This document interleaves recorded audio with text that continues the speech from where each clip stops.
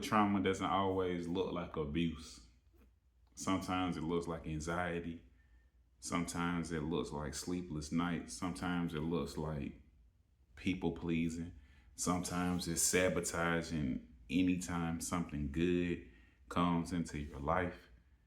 For a long time, I thought to myself, this is just who I am.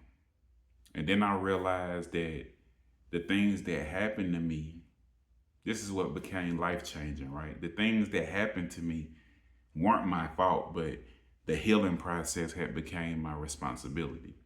So what I did was during my healing process, I curated this 5-step program that might could help people overcome and manage their childhood trauma better.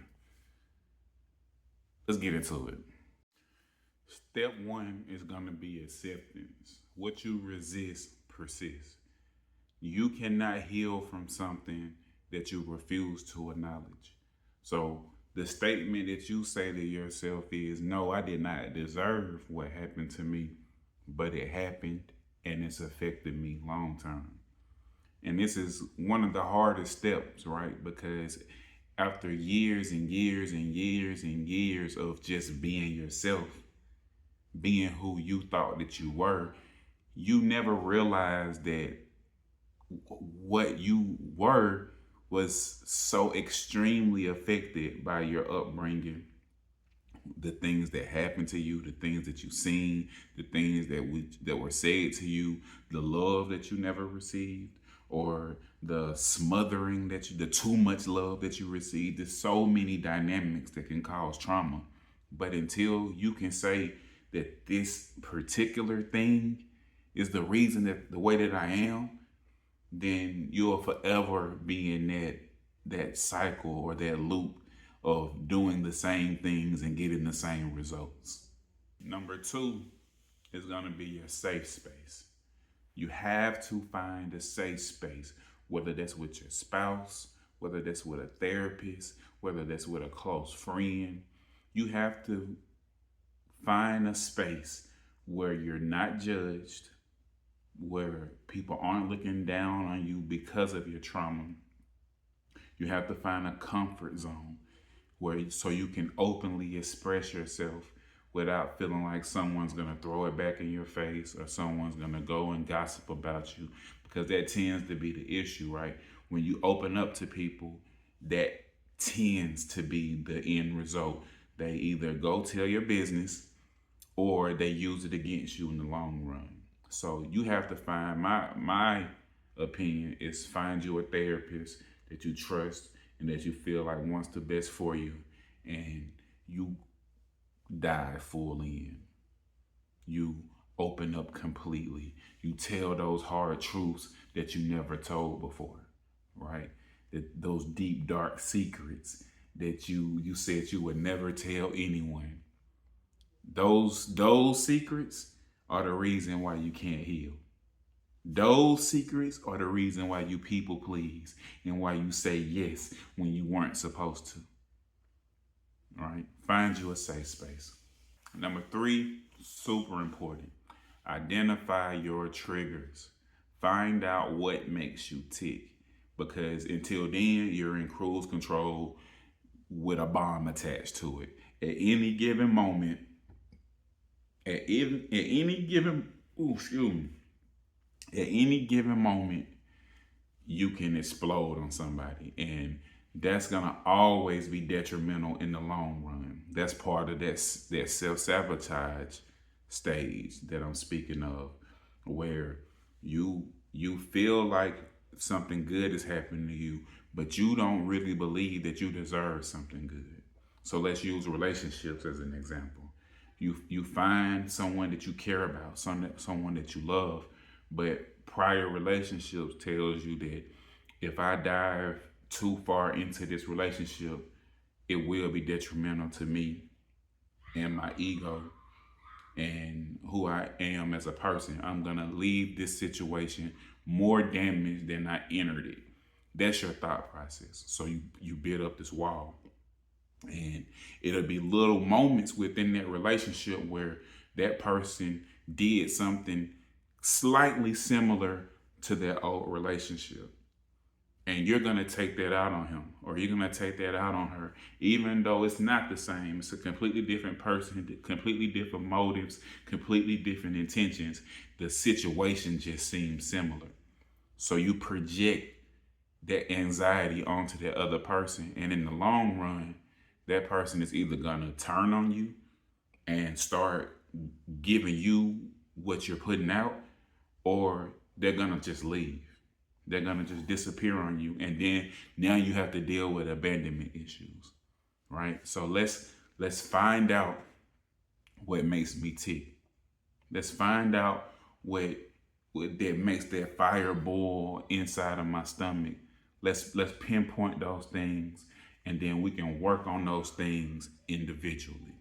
Number 4, we gotta give ourselves grace. We have to give ourselves grace, because the thing about grace is that it'll always center you. When you say to yourself, I slipped up. Let's use fasting as an example. You decide that you want to go on a 7-day fast. Around day 3, you get hungry as hell.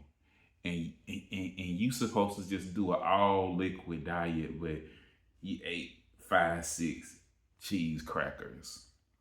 What most people do is they throw the whole fast away. I messed up. I'll try again next time, right? But what if you just jump back on the fast and you go those next 4 days all the way through? Your morale gets built, because I slipped up around day 3, but 6 out of the 7 days I completed my goal, so I feel good about myself. That's what grace does. When you're in the healing process and you let one of your triggers take you over the edge, instead of going back into your old ways and being that same person that you've been for however many years, you give yourself grace. I slipped up into some old habits. I slipped up into an old addiction. Does that mean from this day forward I'm an addict again? That's what most people do. But no, you give yourself grace and you say, I'm not an addict anymore. I slipped up. Damn, I wish I wouldn't have slipped up. You embrace that moment. You criticize yourself in that moment. But then at the end of that, you say, well, let's get back to it. That's what grace does. Number 5, which is one of the most important aspects of this 5-step program, is remaining consistent. If you decide to go to therapy, see it all the way through.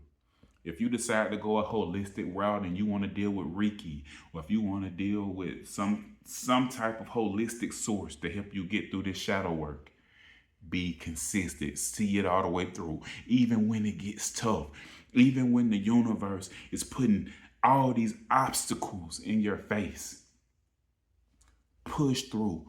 Keep going, because on the other end, it's beautiful. Just understand that when you get to where you want to get to, it'll be all worth it.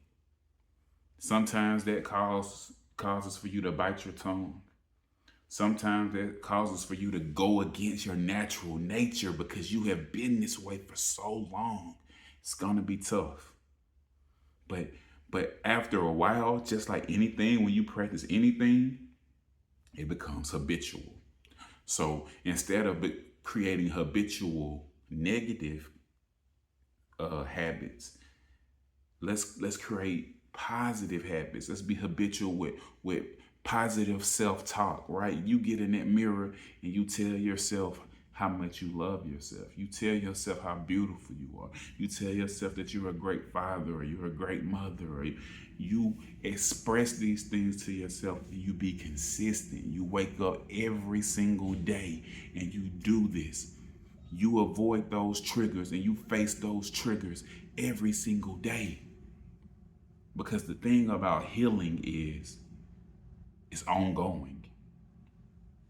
It's ongoing. This is what life is, baby. It doesn't stop until it stops. The healing doesn't stop until it stops. I hope this helps somebody. Right. I'm gonna do more of these videos, just speaking on my perspective of healing and the things that I've gone through and what led me to this path of trying to overcome certain triggers. And I know if these steps can help me, they can help people like me. All right. Y'all have a blessed day. Make sure you subscribe to the channel. Make sure that you leave a comment. Add me to the algorithm, baby. Add me to the algorithm.